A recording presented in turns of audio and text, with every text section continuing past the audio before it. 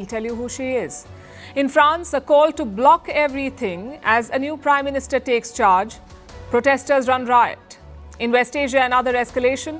Israel strikes Qatar to target Hamas leaders. They survived, but did Netanyahu kill the peace talks?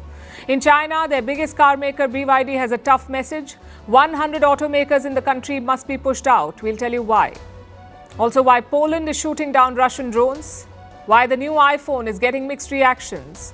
Why the US government is selling a luxury mega yacht. And why, for the first time in history, more children are obese than underweight. What does that say about our world? All this and more coming up. The headlines first. Iran will withhold access to United Nations' nuclear inspectors, says the country's foreign minister. This is despite an agreement on Tuesday between the two sides to resume cooperation. Tehran had suspended access to the International Atomic Energy Agency after its 12-day war with Israel in June.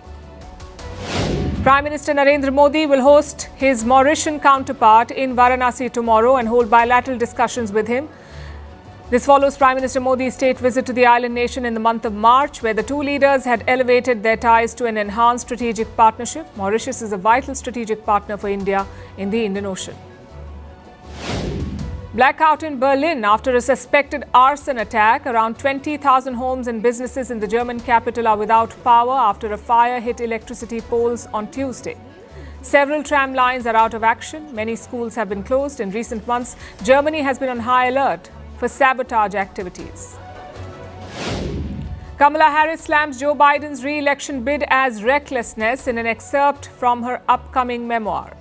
She has also accused Biden's team of not supporting her. The former US Vice President replaced Biden just months before the election as the Democratic presidential candidate, but lost comprehensively to Donald Trump. And flash floods sweep two Indonesian islands, including the tourist hotspot Bali. At least 10 people have been killed. A few others are missing. Torrential rains since Tuesday have triggered flooding across Bali. In March, floods and landslides killed at least 3 people on the Java island.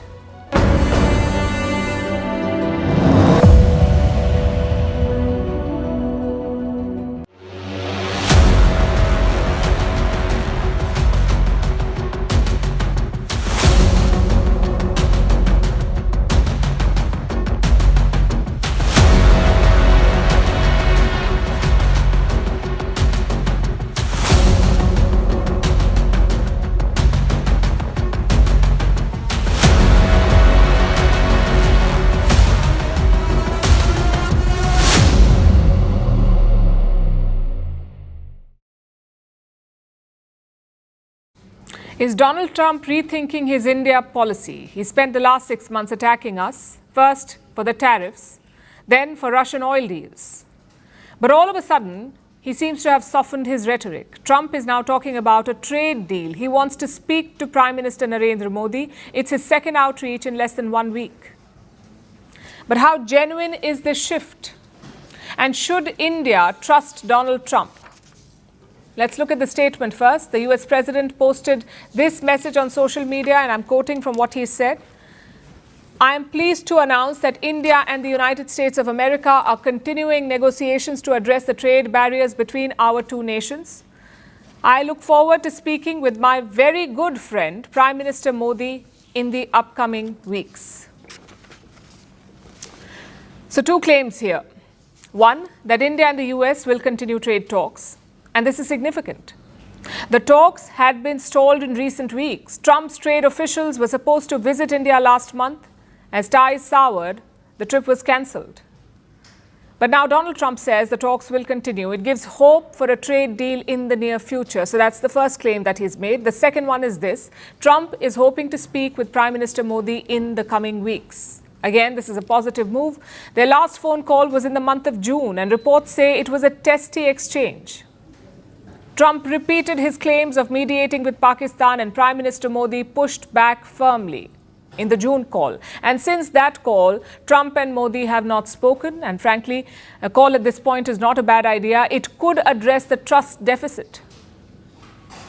But is Prime Minister Modi willing to take that chance? Well, the Indian Prime Minister has responded. Let me quote from his message now. India and the US are close friends. and natural partners.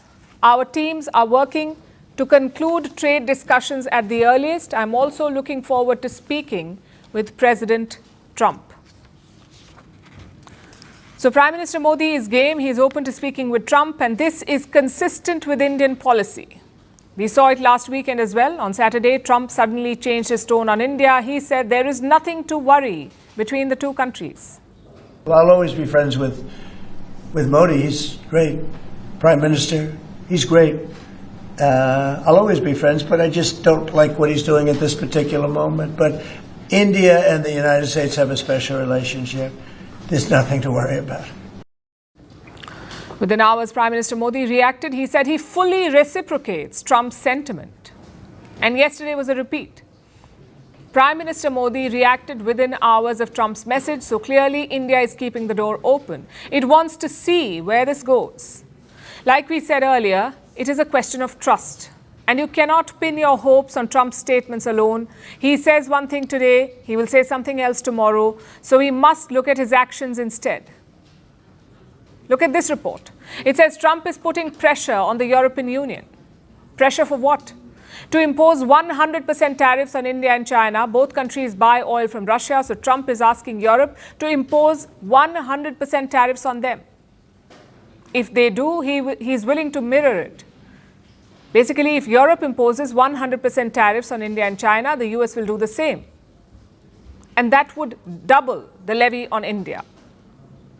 As things stand, Indian goods face 50% tariffs. Trump is talking about hiking that to 100%. So which Trump should India take seriously?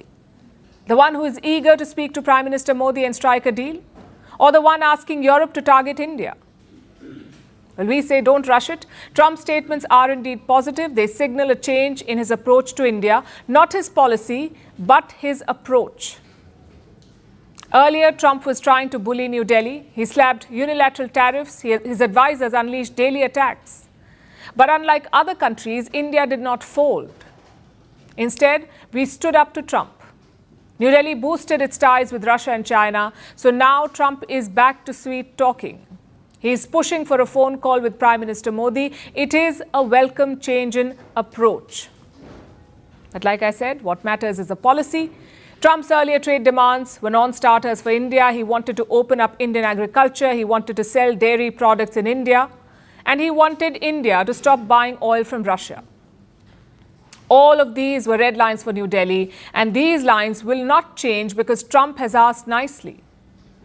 Unless he realizes that things may not improve.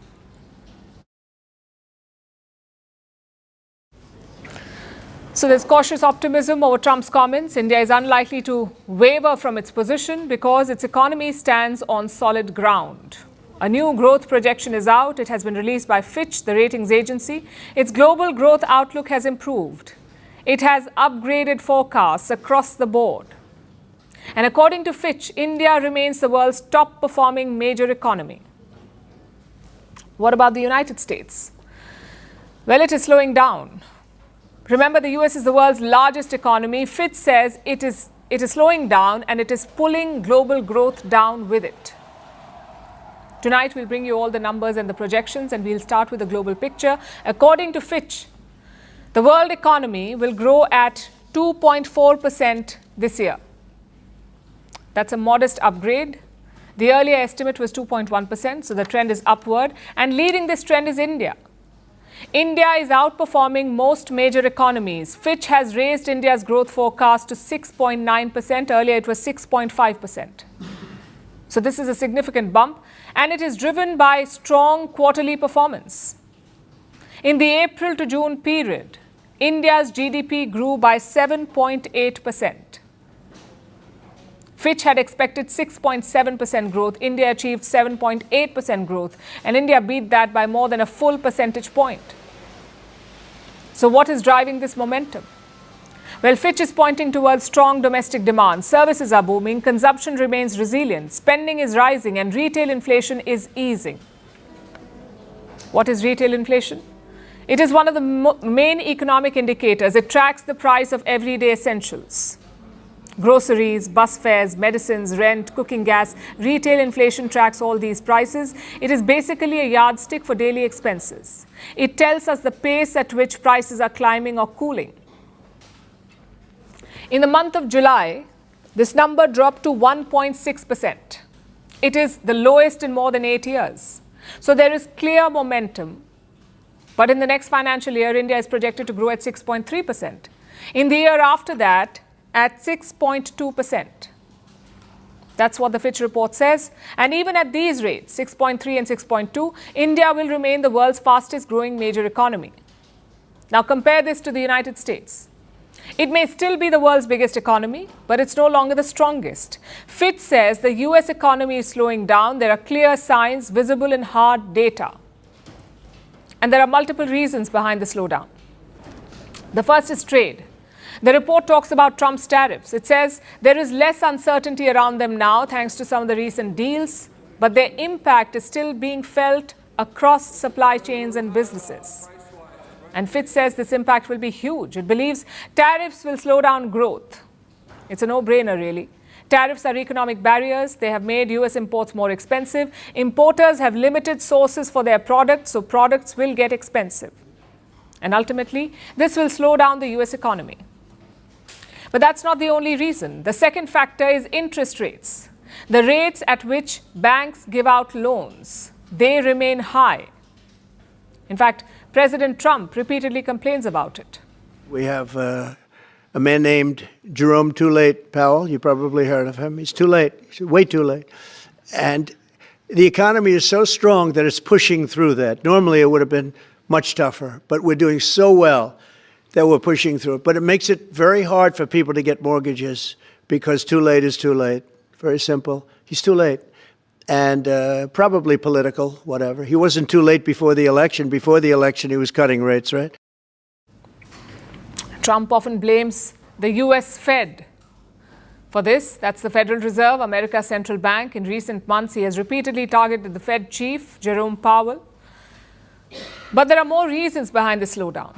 The third factor is job creation, or the lack of it. In August, US employers added only 22,000 jobs. That is lower than expectations. The unemployment rate is also rising. It now stands at 4.3%. This is the highest in nearly 4 years. Like the economists at Fitch say, this is hard data. Tariffs are putting trade at risk. Inflation remains stubborn. Businesses are reluctant to borrow, and joblessness is on the rise. Clearly, the US economy is slipping. It is no longer a driver of global growth. It is, in fact, slowing down global growth.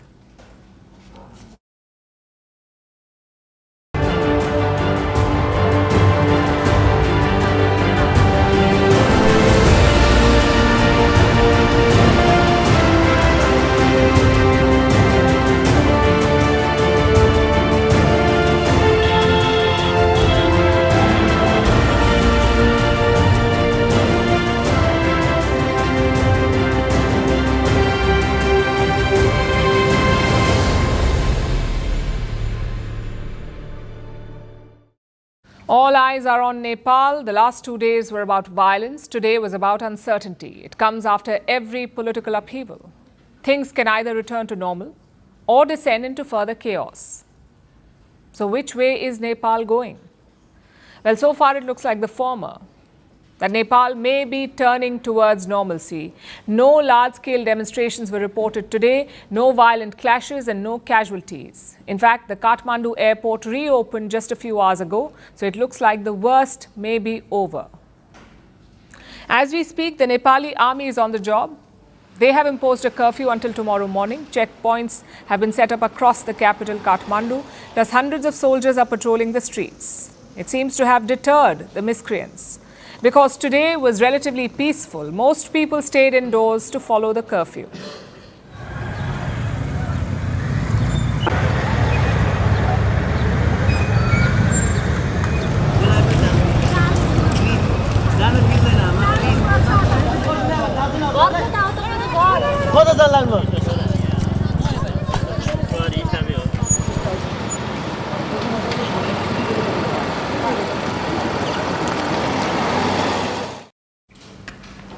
Another worry was prisoners. Police officials lost control of multiple prisons. Some 13,000 inmates managed to escape. 13,000. Thankfully, the army is now rounding them up.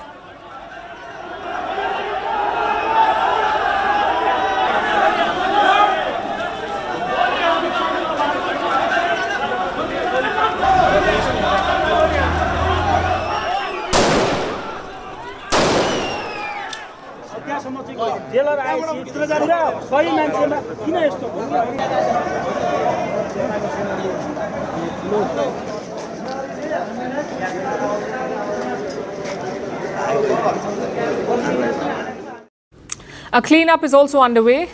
There are burnt cars and buses on the streets of Kathmandu, plus several buildings are still smouldering. Both the Parliament and the Supreme Court were set on fire. Pictures from inside the Parliament have now emerged and the damage appears extensive.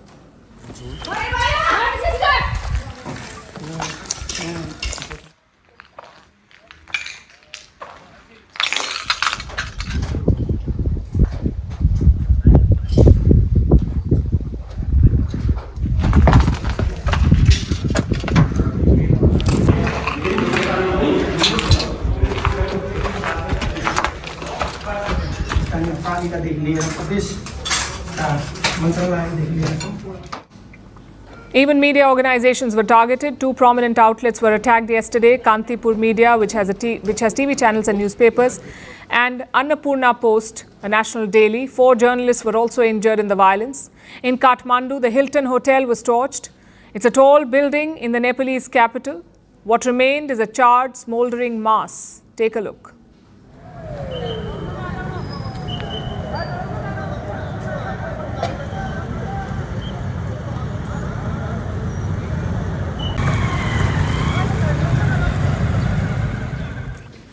And casualties, the death toll has climbed to 30, out of which 19 people were killed in Monday's crackdown, plus more than 1,000 people have been injured.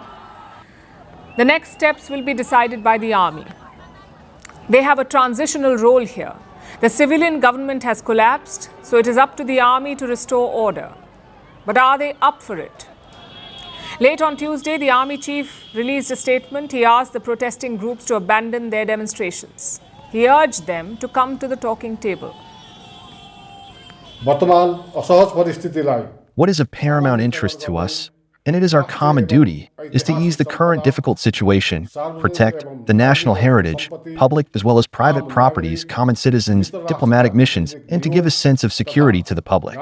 Thus, in order to take the country out of this odd situation through peaceful measures, I would request the protesting group to cancel the plans to protest and call for talks. And he followed through. Today, the army chief met the young protesters. They proposed someone as interim leader. Her name is Sushila Karki, and she's far from Gen Z. Sushila Karki is 73 years old. She was Nepal's Chief Justice from 2016 to 2017. In fact, she is the country's only female Chief Justice. So why did the protesters pick her? Maybe because of her political background. More precisely, the lack of it. Sushila Karki has never been a member of any political party. She may not be young, but she is an outsider. And that's what the protesters want. Someone who can cleanse Nepal's political system. Of course, it won't be easy. There is a long road ahead to normalcy. Chances are the parliament will be dissolved, reforms will be introduced, new leaders and parties may emerge, and finally, fresh elections. It is a long and painful road to stability. Along the way, let's hope everyone is served justice, not just the youth who protested this week, but also the victims of Tuesday. Families of ministers were assaulted and killed. Private property was destroyed, public infrastructure was torched. Let's hope the new Nepal will punish those miscreants too. The Gen Z groups have distanced themselves from this violence. They are blaming so-called opportunists, basically outsiders who hijacked the protest. Meanwhile, the outside world is watching closely. China has finally broken its silence. It is hoping that stability will be restored soon. China and Nepal are traditionally friendly neighbors, and we hope that all sectors of Nepalese society will properly handle their domestic issues and restore social order and national stability as soon as possible. 中国公民注意安全。 And India? New Delhi has two main focus areas at this point. One is the political situation in Kathmandu. India has asked all stakeholders to engage in dialogue. The second is the border.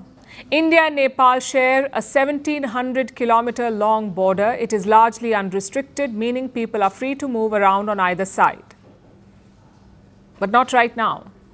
Indian forces have beefed up the border. They have tightened restrictions on entry. Do not expect this to let up soon. It will take some time for Nepal to get its affairs in order. Until then, India will be on alert. The good news is that things are moving in the right direction. They have not deteriorated since yesterday. We will be tracking the next steps closely.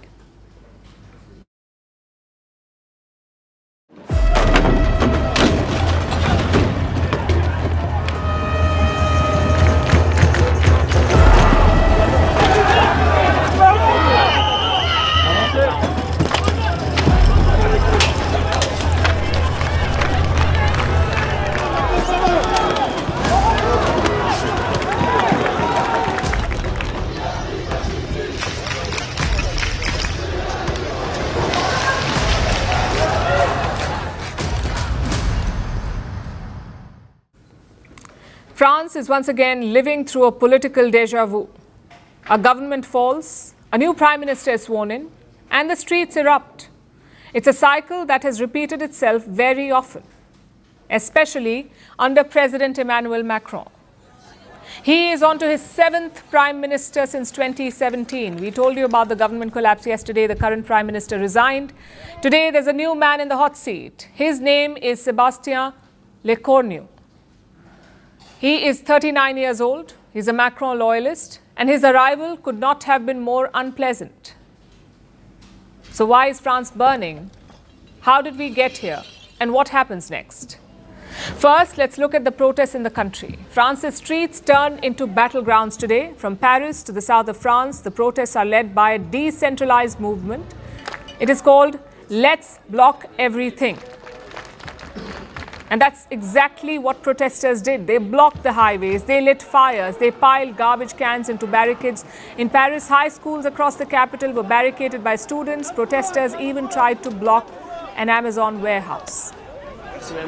Personally, I'm not very confident of the changes that were brought in, and I think it's important to keep the pressure on the ministerial team and on the president to show that we will not let measures pass that don't satisfy the democratic desires of the French people. Police responded with tear gas and water cannons. There were mass arrests, more than 250 by midday. 250 people arrested. If this sounds familiar, it should. These protests echo the yellow vest agitation of 2018. They are leaderless and chaotic, and that makes them impossible to control. Social media is their rallying point, and anger against the elites is their unifying cause.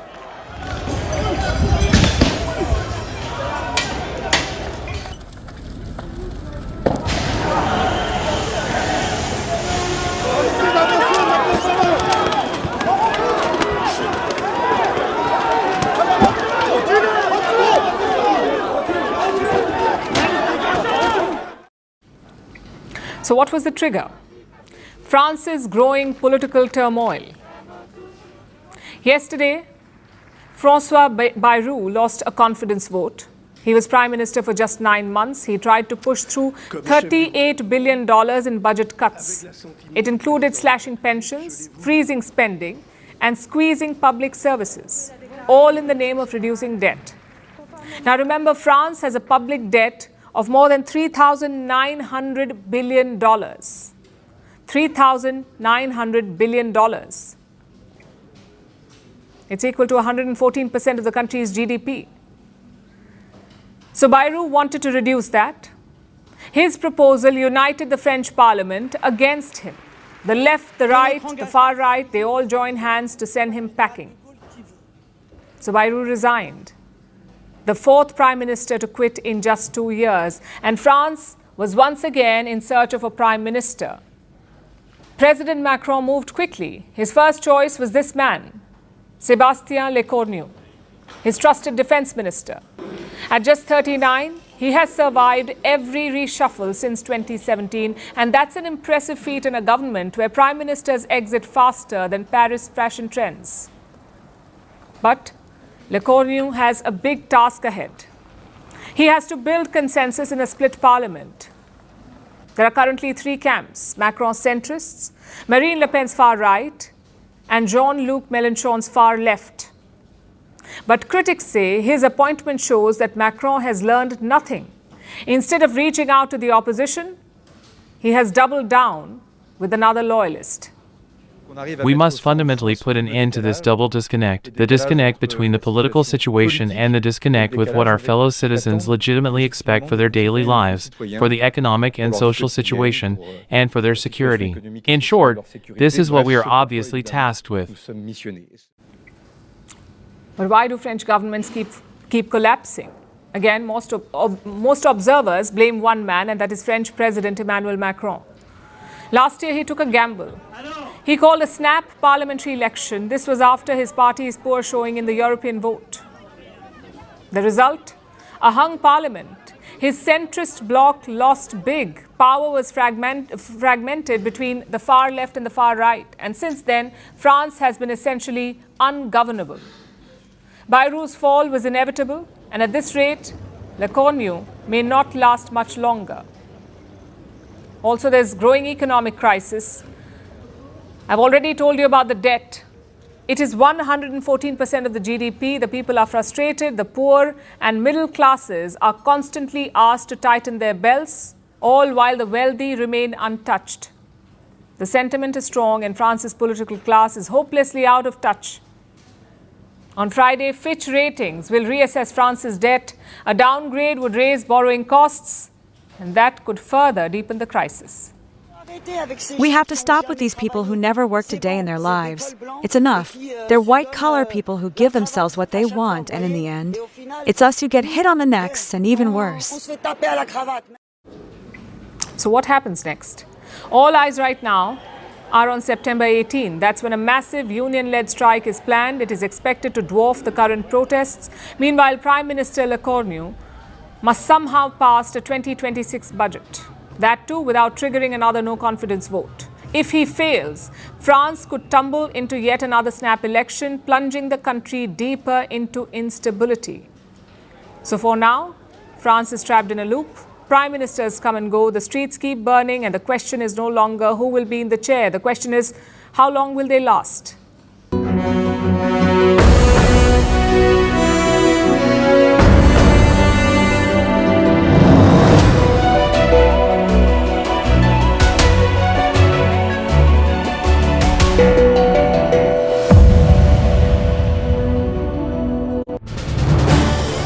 This is News 18 Network.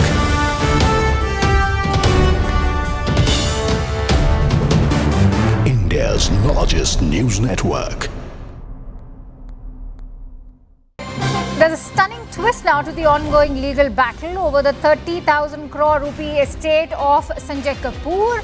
WhatsApp chats and internal documents submitted to the Delhi High Court by Karishma Kapoor's children have unveiled explosive revelations. Among them is the startling suggestion that Sanjay Kapoor was allegedly arranging Portuguese citizenship for Karishma and her two children, a move that would require them to renounce Indian citizenship. The details embedded in private communications have sparked fresh speculation. Were Karishma and Sanjay considering a reconciliation before his demise? That's a big sensational revelation now coming to the forefront because of the WhatsApp chats that have been revealed in the public domain. Remember this on a day when Karishma Kapoor's two children, Samaira and Kian, have approached the Delhi High Court, this accusing their stepmother Priya Sachdev of in fact forging the will of their deceased father Sanjay Kapoor. And this is, remember, over an entire property worth 30,000 crore rupees. And in her defense, Priya Sachdev has maintained that there's already a trust that has been set up to take care of the two children. Citizenship for both Karishma and their children. Would you like to comment on that? And secondly, on the 18th, when the body was being brought back to India, there was a a motion moved for a board of directors meeting of Aureus Investments for inducting Ms. Priya Kapoor Sachdev on the board of directors. How do you respond to that? It won't be appropriate for me to respond, so I will not be commenting on their personal relationship or what's been disclosed in the plaint or whether they were getting back together, not getting back together. That's not something that I can comment upon at all. So no comments, please. So this was Mr. Vaibhav Gagar, who was speaking to us after, in fact, the Delhi High Court today issued summons in the suit that's been filed by Karishma Kapoor's children with regards to the family feud that has erupted in the Kapoor family after the mysterious death of business tycoon Mr. Sanjay Kapoor, a 30,000 crore worth of empire. All right, let me quickly go across to Ananya Bhatnagar, who's been reporting on that story with us. Ananya, even though the lawyers have not really revealed much, if you could share with us what has in fact emerged out of these screenshots of the WhatsApp chat.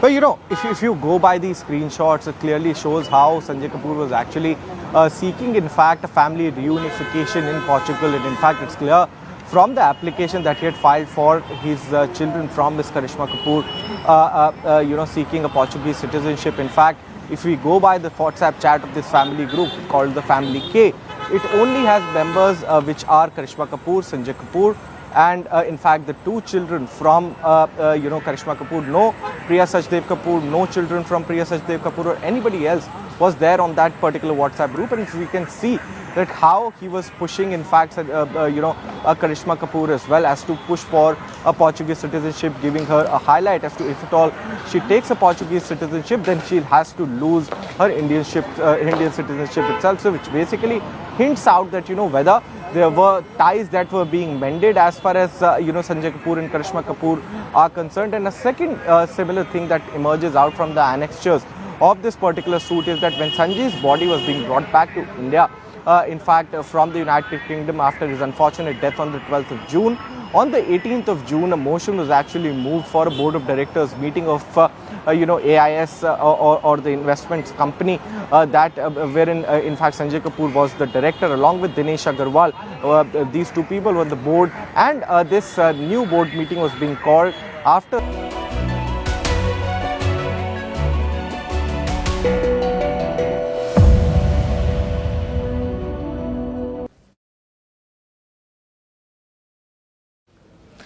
Our next story takes us to Qatar. Yesterday, Israel struck the capital Doha. The target, senior Hamas leaders based in the city. 15 fighter jets took part, 10 munitions fired at a single site. The strike hit a residential complex. Israel called it a precision strike, personally approved by Prime Minister Benjamin Netanyahu. 6 people were killed, among them the son of a top Hamas negotiator. Qatar says one of its own security officers also died. And this was unprecedented. The first time Israel has struck inside Qatar. It's a country that hosts America's biggest military base in West Asia. It's also a country that has been central to the ceasefire talks in Gaza. So has Israel just closed the door on mediation? And could this strike drag the region into deeper turmoil? Our next report has more. It was an ordinary Tuesday afternoon in Doha. Traffic rolled through the streets. The skyline looked calm. Then came the blast. Explosions shook the city. CCTV cameras captured the moment. The strike came from Israel, not in Gaza, not in Lebanon, but in Qatar, a key U.S. ally, and the base of Hamas political leadership. The attack hit a residential complex near a petrol station north of central Doha. Israel called it a precision strike. Reports say 15 fighter jets took part, firing 10 munitions at one target. At noon today, I convened the heads of Israel's security organizations and authorized a surgical precision strike on the terrorist chiefs of Hamas. Hamas confirmed 6 people were killed. Among them, the son of the lead negotiator. Also killed were his office director, 3 bodyguards, and a Qatari security officer. But Hamas said its senior leaders survived. Despite this, we say that the leadership of the movement, praise be to God, survived this cowardly attempt. Qatar condemned the strike in the strongest terms. The Prime Minister said Qatar reserved the right to respond. The Israeli attack that took place today on Qatari soil, we cannot call it anything other than state terrorism practiced by someone like Israeli Prime Minister Benjamin Netanyahu. The strike came a day after a deadly shooting in Jerusalem.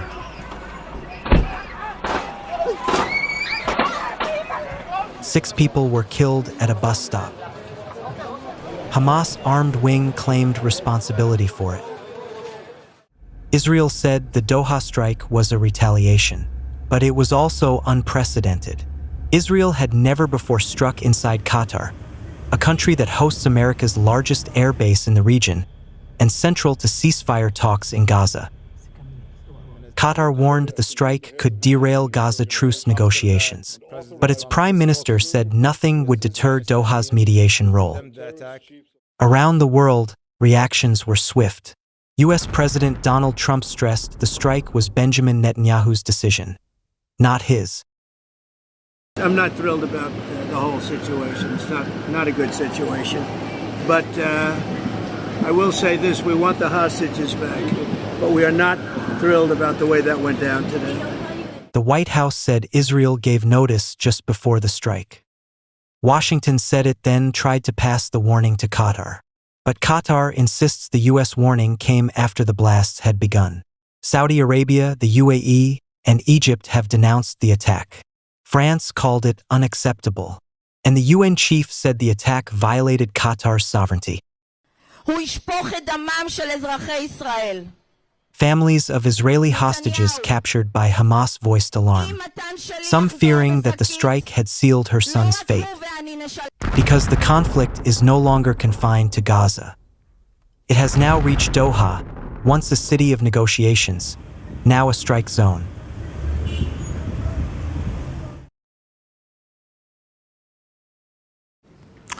Our next story is about BYD, the biggest maker of electric cars in the world. BYD has issued a blunt warning. It is aimed at China's EV industry. It says around 100 car brands in China need to be, quote-unquote, pushed out. That's the term they used, pushed out. BYD says that China's EV market has too many brands and most of them will not survive. Now, this statement was made by Stella Li. She's BYD's executive vice president. She said, and I quote, about 100 car makers need to be pushed out. And she said this in Munich at one of Europe's biggest car shows. It's quite a bold statement, but it is rooted in simple economics. The Chinese market is overcrowded. There is too much supply and not enough demand. According to Li, even 20 car brands may be too many. And how many EV manufacturers does China have? 129. Most of them are battling for survival. They're slashing prices drastically to do so, and BYD believes it is time to let the weakest fail. Needless to say, this position suits them. BYD is the biggest EV maker in the world. It overtook Tesla in 2024, and it is backed heavily by the Chinese state. So when it says some brands should fold up, it means fewer players to compete with. So there is business interest in this statement, but there's also a fundamental issue here, and that is aggressive discounting.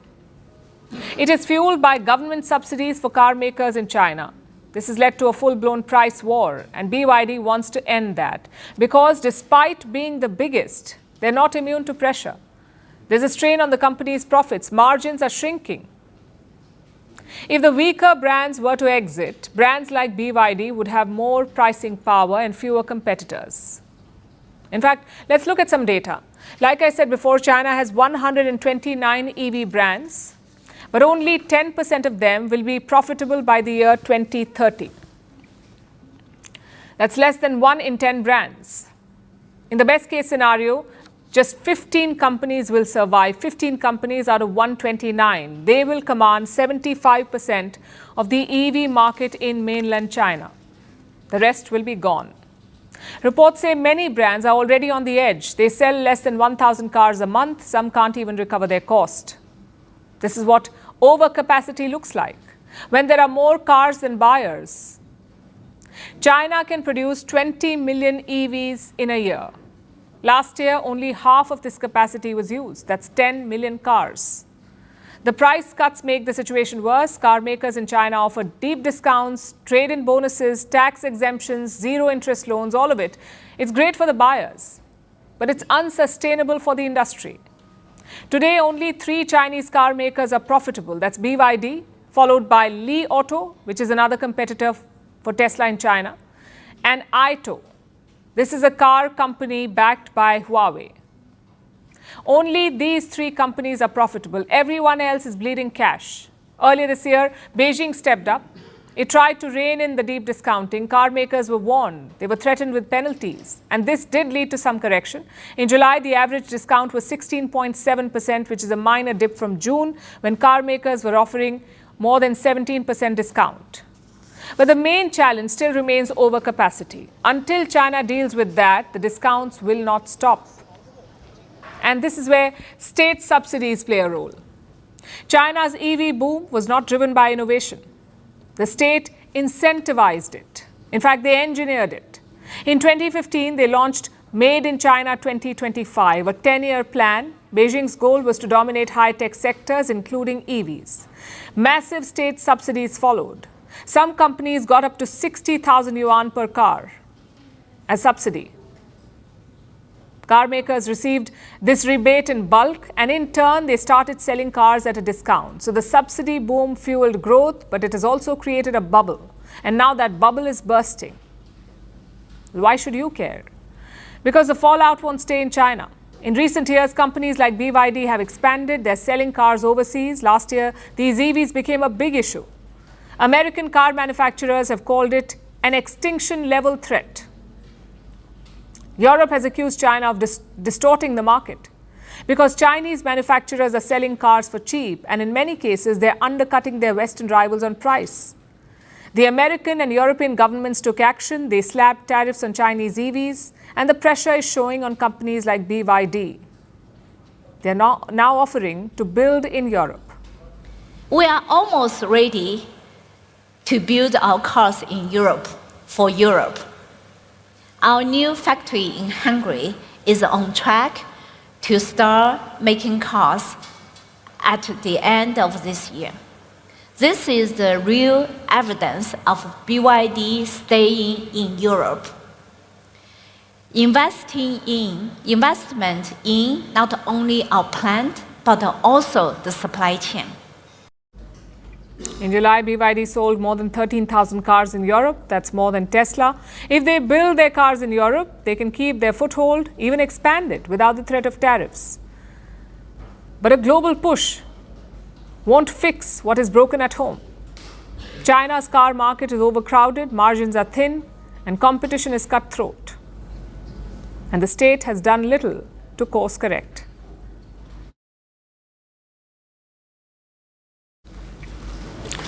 Now to Europe, where Poland has just faced its biggest security scare since the war in Ukraine began. Overnight, Russia unleashed hundreds of drones and missiles.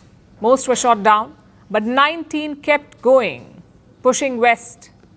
They entered Poland's airspace, and for the first time in this war, NATO jets fired back. 3 Russian drones were destroyed, and 1 slammed into a house in eastern Poland. No casualties, but debris scattered across the country. Prime Minister Donald Tusk called it an act of aggression. He said this is the closest Poland has come to open conflict since the Second World War. And he has invoked NATO's Article 4, calling allies for urgent consultation. Moscow says Poland is spreading myths, but European leaders believe that this incursion was deliberate. Our next report looks at what happens next. The night sky over Ukraine was filled with fire again overnight. Russia launched more than 400 drones and 40 missiles. Ukraine said it shot down most of them, but some kept flying west. Those drones entered Poland. 19 drones crossed into Polish airspace. For the first time in the Ukraine war, NATO jets fired back. Russian drones and missiles have crossed NATO airspace before, but never had a NATO country attempted to shoot them down. 3 drones were confirmed destroyed. One drone hit a house in eastern Poland. Its roof was ripped apart. Nobody was injured. Authorities say a car was also damaged. 7 drones and debris from an unknown projectile were also found across the country. Police secured the wreckage. Airports were also shut down. Flights to Warsaw were diverted to other cities. Poland called the incident an act of aggression. It activated the territorial defense to secure the crash sites. And Prime Minister Donald Tusk addressed Parliament. The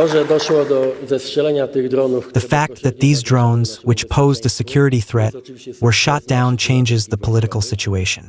This situation brings us the closest we have been to open conflict since World War II. We have a full-scale war beyond our Ukrainian-Russian border. Tusk invoked Article 4 of NATO's treaty. It allows urgent talks when security is threatened.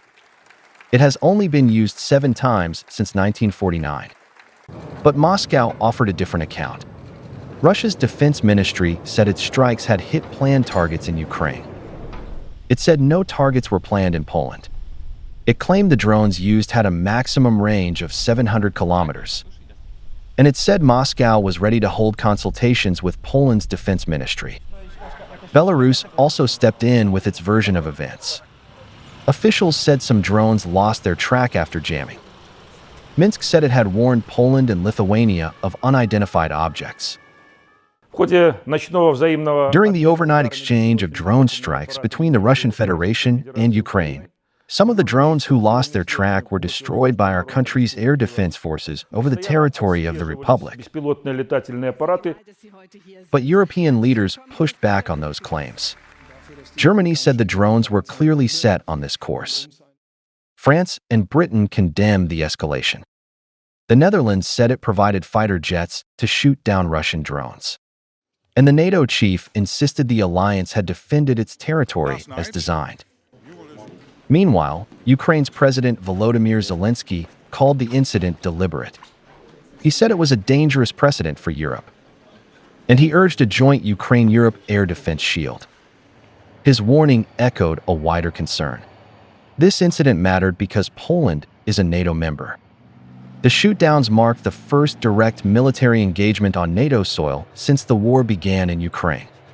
For Poland, this is a turning point, as Russian drones breach NATO territory. Europe's skies have just become more dangerous.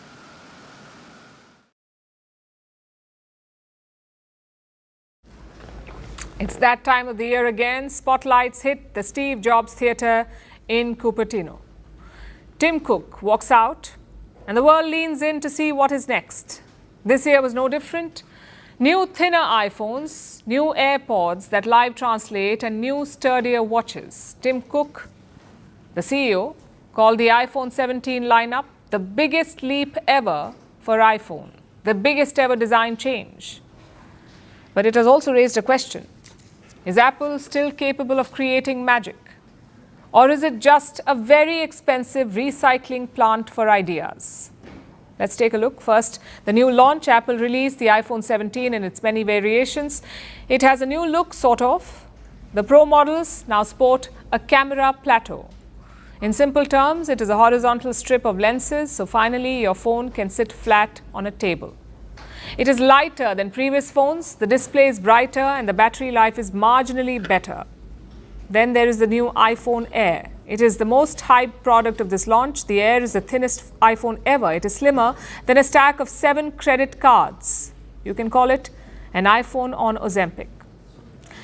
So, of course, it is impressive, but beauty has its compromises. One camera lens, a slightly weaker battery, and no ultra-wide shots. Apple is betting we trade functionality for elegance. Which also brings us to the price. How much will you be paying for the new iPhone? The cheapest is the base model at around $799, which is 82,000 Indian rupees. The most expensive is the Pro Max variant. It costs around $1,199. That's 1,49,000 Indian rupees. The Air costs $999. That's 1,19,000 rupees. But here's the thing. Apple has basically stuck with the same rounded rectangle since 2019. Compare the iPhone 17 to the iPhone 11, you will see more familiarity than difference. They more or less look the same. And that's a far departure from the Steve Jobs era. He wanted to make the very first iPhone feel like it came from, and I'm quoting, it came from a future that hadn't arrived yet. Well, today the future feels more like deja vu. And then there's the elephant that is not in the room. Artificial intelligence. Google cannot stop talking about Gemini. Microsoft is pushing Copilot. Meta has a brand new super intelligence team. But Apple, they barely mentioned AI at all. This event had 4 references to AI. 4. If you blink, you would miss them. And why is that? Because the last time Apple hyped AI, it blew up in their face. Siri got an AI upgrade last year. It was glitchy and inaccurate. Clearly, Apple does not overpromise twice. Instead, it is stepping back while its competitors burn billions, and that silence points to something bigger. The deeper question, has Apple lost its spark? Again, think back to the Steve Jobs era. Every launch felt like a magic trick. The iPod, the original iPhone that changed smartphones. But now things are different. The magic has shifted from jaw-dropping to mildly pleasing. Maybe that's inevitable. You can only reinvent the wheel so many times, and yet millions will still line up. Pre-orders will still crash servers. Your group chat will still debate which color is better, because here's the secret. Apple is not really selling gadgets anymore. Apple is selling the feeling of being part of the Apple story. Your iPhone talks to your Apple Watch, which syncs with your MacBook, which unlocks your iPad, which pings your AirPods. It's less an ecosystem, more a velvet prison. You could escape. But do you really want to re-download all those apps and reset all those passwords? And that's the point, I guess. Apple holds your loyalty, not because every new gadget is revolutionary, but because the brand still carries that whisper of magic. So yes, Apple has not lost the charm completely. The iPhone 17 is not the revolution you were secretly hoping for. In an age where everyone is screaming about AI, Apple is talking about design and experience. Maybe that's risk aversion. Maybe that's strategy. Yet come Friday, millions will pre-order the new iPhone anyway, because deep down we are still waiting for that gasp. Until then, the iPhone is not a revolution, just a thinner, shinier, more expensive version of the same old story.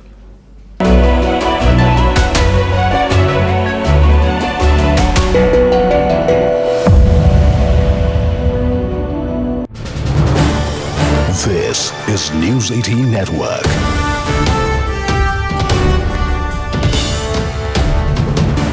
India's largest news network.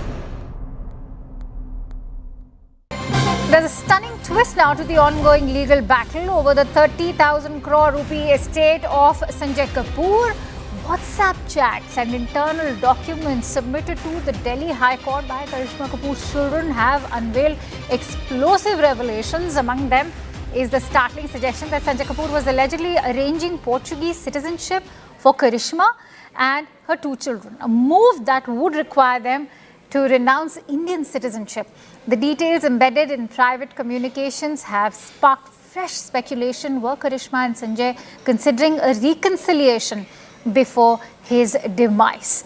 That's a big sensational revelation now coming to the forefront because of the WhatsApp chats that have been revealed in the public domain. Remember this on a day when Karishma Kapoor's 2 children, Samaira and Kian, have approached the Delhi High Court, this accusing their stepmother Priya Sachdev of in fact forging the will of their deceased father Sanjay Kapoor. And this is, remember, over an entire property worth 30,000 crore rupees.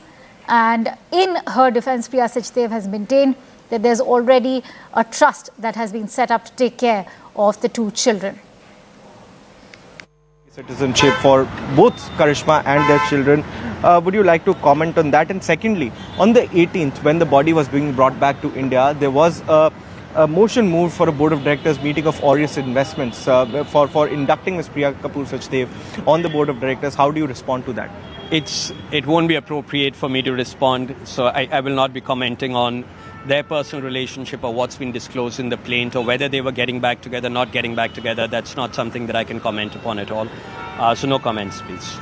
So this was Mr. Vaibhav Gagar, who was speaking to us after, in fact, the Delhi High Court today issued summons in the suit that's been filed by Karishma Kapoor's children with regards to the family feud that has erupted in the Kapoor family after the mysterious death of business tycoon Mr. Sanjay Kapoor, a 30,000 crore worth of empire. All right, let me quickly go across to Ananya Bhatnagar, who's been reporting on that story with us. Ananya, even though the lawyers have not really revealed much, if you could share with us what has in fact emerged out of these screenshots of the WhatsApp chat.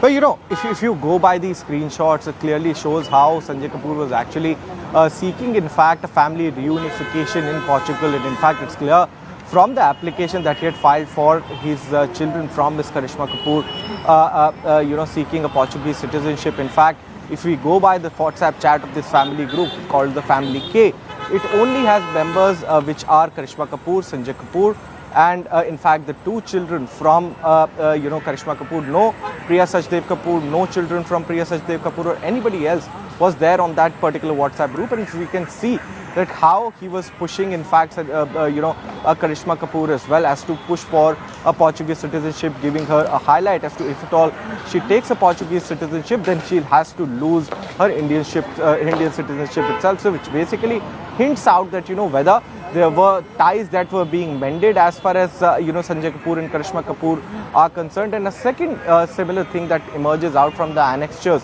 of this particular suit is that when Sanjay's body was being brought back to India, in fact, from the United Kingdom after his unfortunate death on the 12th of June, on the 18th of June, a motion was actually moved for a board of directors meeting of, you know, AIS or the investments company that wherein, in fact, Sanjay Kapoor was the director along with Dinesh Agarwal. These two people were the board, and this new board meeting was being called after Sanjay's death, even before his cremation took place, in order to induct Ms. Priya Sachdev Kapoor on the board of directors of Arius Investments Limited. And that is something, you know, that raises different angles as far as this 30,000 crores worth of family feud is concerned. As far as the arguments that took place before the court is concerned, it was...